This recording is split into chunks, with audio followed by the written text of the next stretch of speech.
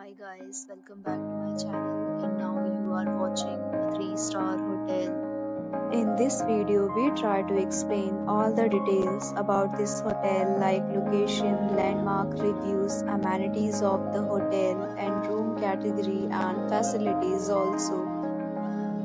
As you can see on the screen, hotel location and here is the nearby attractions and landmark also.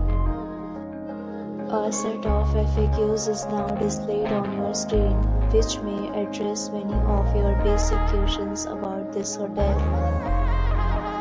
Room Category 1. You can see on the screen details like room size, bed type, room view, amenities, facilities, and usages, etc. Room Category 2.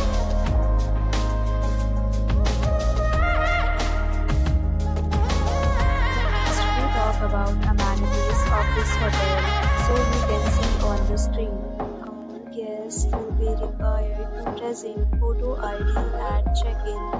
The hotel accepts major credit cards and reserves the right to temporarily hold an amount prior to arrival. The location of the hotel is fine and guests love to enjoy the surroundings. Second categories of rooms are available online. You can book them online and enjoy your stay.